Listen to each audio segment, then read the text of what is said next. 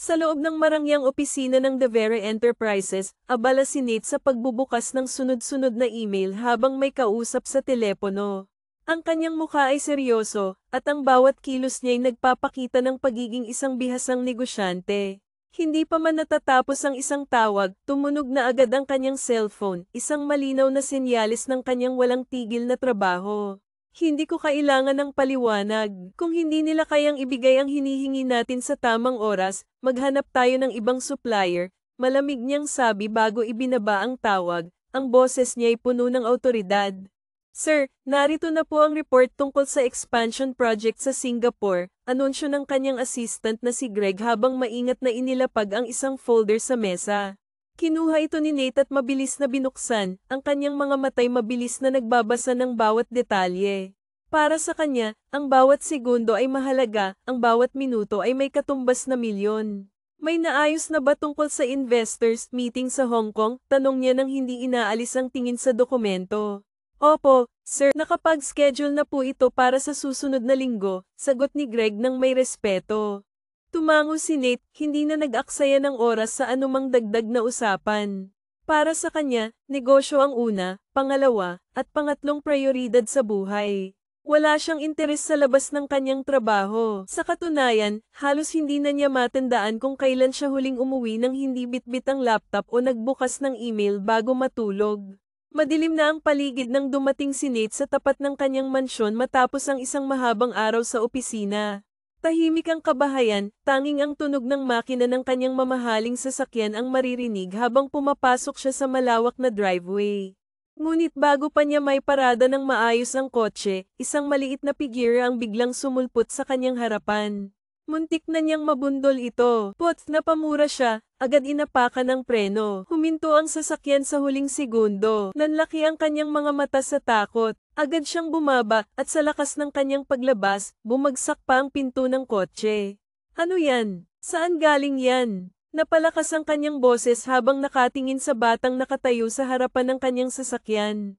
Isang maliit na batang lalaki ang naroon, may magulong buhok, nakasuot ng simpleng puting t-shirt at shorts. Nakatitig ito sa kanya na parang takot at naguguluhan, hawak ng mahigpit ang isang lumang teddy bear. Hello po, mahina nitong sabi, halos pabulong. Bago pa man makasagot si Nate, lumabas mula sa bahay ang kanyang kasambahay na si Manang Clara, halatang balisa. Ay, naku po, pasensya na, Sir Nate, nag-iingat lang ako, hindi ko na malayang lumabas si Ethan, mabilis na paliwanag ni Clara habang hinahabol ang hininga. Napakunot ang noo ni Nate. Ethan, sino ang batang yan? Tanong niya, bakas sa kanyang boses ang pagtataka.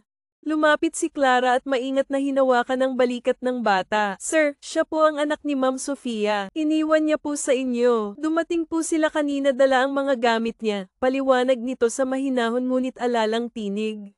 Saglit na natigilan si Nate. Ang kanyang tingin ay bumaling sa maliit na batang nakatitig sa kanya, halatang kinakabahan. Hindi niya alam kung ano ang dapat niyang maramdaman, galit ba o labis na pagkalito. Ang kanyang boses ay biglang tumingkad. Mariing pinisil ni Nate ang kanyang sentido, pilit na iniintindi ang sitwasyon. Hindi ito pwede. Wala akong kaalam-alam sa pagpapalaki ng bata. Hindi ko ito kayang gawin. Tawagan mo ang driver. Ihanda ang bata. Ipapasundo ko siya sa tiyahin ko. Madiin niyang utos, ang boses niya ay puno ng awtoridad. Napayuko si Clara habang mas mahigpit na hinawakan ang balikat ni Ethan. Ang bata naman ay yumuko rin, mahigpit na yakap ang kanyang lumang teddy bear, tila nagtatago mula sa mabigat na presensya ni Nate. Agad na kinuha ni Nate ang kanyang cellphone mula sa bulsa at mabilis na tinawagan ang numero ng kanyang kapatid na si Sofia. Sa dami ng tao na nagtatrabaho para sa kanya, sanay na siya sa multitasking. Pagkasagot sa kabilang linya, hindi na niya napigilan ang kanyang galit. Sofia, ano bang iniisip mo? Iniwan mo sa akin ang anak mo? Are you out of your mind? Galit niyang tanong, ang boses niya ay puno ng tensyon. Sa kabilang linya, narinig niya ang mahinang buntong hininga ni Sofia bago ito sumagot. Alam kong nagagalit ka, Nate, pero wala na akong ibang pagpipilian, mahinang sagot nito. Choice, akala mo ba pwede mo na lang basta iwan ang anak mo sa akin? Hindi ako babysitter, Sofia. May kumpanya akong pinapatakbo. Hindi ko kayang akuin ang responsibilidad na iniwan mo, mariing sagot ni Nate, ang galit sa kanyang tinig ay hindi may tago. May ilang segundong katahimikan bago muling nagsalita si Sofia, sa mas mahinang boses na tila puno ng lungkot. Nate, I'm dying. Napatigil si Nate para bang may malamig na hangin na dumaan sa kanyang katawan. What? Bulong niya, hindi makapaniwala sa narinig. I'm sick. May taning na ang buhay ko. At kahit ano pang sabihin mo, Ethan is your family. Wala na siyang ibang mapupuntahan, Nate. Ikaw na lang ang meron siya. Napakuyom ang kamao ni Nate, ngunit sa halip na magalit, isang matinding kirot ang naramdaman niya sa kanyang puso. Hindi niya akalaing maririnig niya ang ganitong balita mula sa kanyang kapatid, ang kapatid na matagal na niyang kinalimutan. Ngunit ngayon, tila bumalik lahat ng mga alaala at sakit ng nakaraan. Sofia, mahina niyang sambit, hindi alam kung ano ang sasabihin. Alam kong galit ka pa rin sa akin, Nate, at alam kong hindi ko mababago iyon. Pero hindi na mahalaga kung mapapatawad mo ako o hindi, sagot ni Sofia, ang boses nito'y puno ng pagsuko. Napatingin si Nate sa kawalan, ang kanyang kamaoy nakuyam ng mahigpit. Hindi niya gusto ang direksyon ng usapan nilang iyon, ngunit hindi rin niya kayang balewalain ang bigat ng sinabi ng kanyang kapatid. Huminto ka na sa pagsasalita ng ganyan, madiing sabi ni Jason. Hindi pa huli ang lahat. Magpapatingin ka sa pinakamahuhusay na doktor na kilala ko. Ako na ang bahala sa lahat ng gastusin. Sabihin mo lang sa akin kung nasaan ka. Narinig niya ang mahina ngunit mapait na pagtawa ng kanyang kapatid, puno ng pagod at kawalan ng pag-asa. Huli na ang lahat, Jason. Stage 4 na ito. Kahit ang pinakamagaling na doktor, wala nang magagawa. Napalunok si Jason. Sanay siyang humarap sa pinakamabibigat na problema sa negosyo, ngunit ngayon, para bang may bam-ara sa kanyang lalamunan. Hindi niya alam kung paano haharapin ang ganitong klaseng sitwasyon. I'm sorry, mahina at halos pabulong na sabi ni Sofia. Patawad sa lahat ng nagawa ko noon, kung paano kita trinato, kung paano kita tinuring na parang wala lang. Lahat ng iyon, pinagsisisihan ko na. Muling napalunok si Jason. Ang bigat ng mga salitang iyon ay tila bumagsak sa kanyang dibdib. Hindi niya inakala na maririnig niya ang salitang patawad mula sa kanyang ate. Pero, Jason, patuloy ni Sofia, kung may kasalanan man ako sa'yo, kung may galit ka pa rin sa akin, sana huwag mong idamay si Ethane. Napapikit si Jason, pilit nilalabanan ang emosyon na bumabalot sa kanya. Pakiramdam niya ay may mabigat na batong nakadagan sa kanyang puso. Alam na niya ang totoo, alam niyang malubha ang sakit ng kanyang kapatid, at alam niyang wala na itong pag-asa.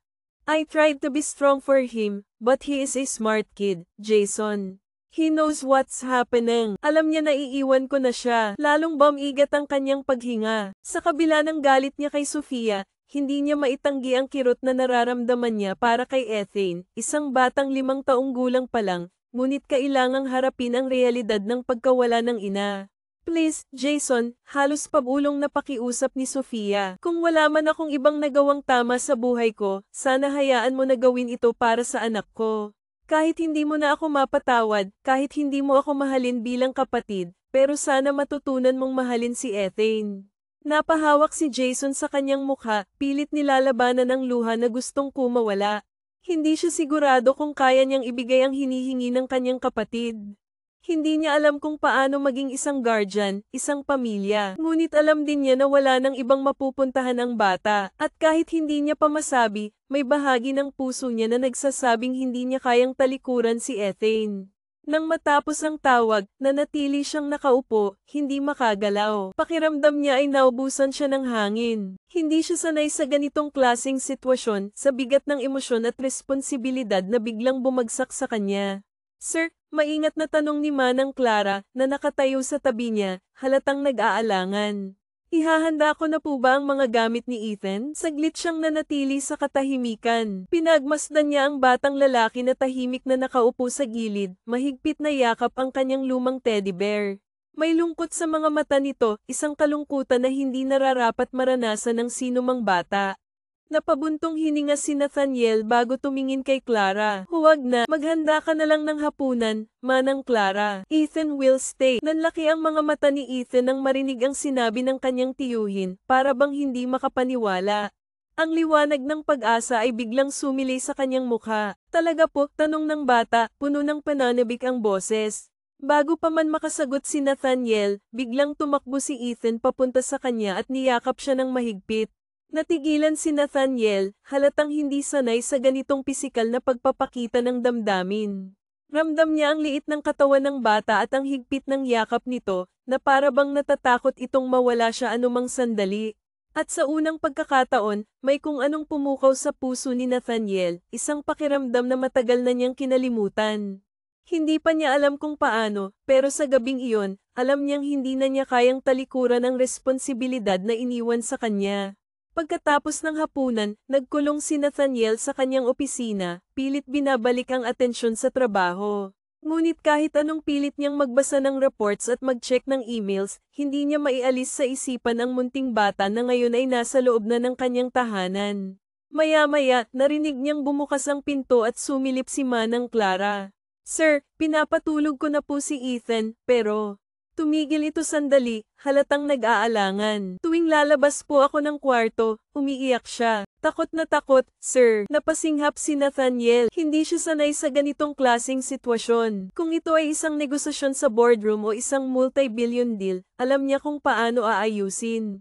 Pero ito, wala siyang sagot. Baka po gusto niyang kayo na ang kumausap sa kanya. Gusto niyang tumanggi. Gusto niyang sabihing hindi niya responsibilidad ang bata. Pero sa huli, napabuntong hininga siya at tumayo. Habang naglalakad papunta sa kwarto ni Ethan, pilit niyang pinapaalala sa sarili na hindi siya dapat ma-attach sa bata. Pagdating niya sa kwarto, naabutan niyang nakaupo si Ethan sa kama, mahigpit na yakap ang kanyang teddy bear.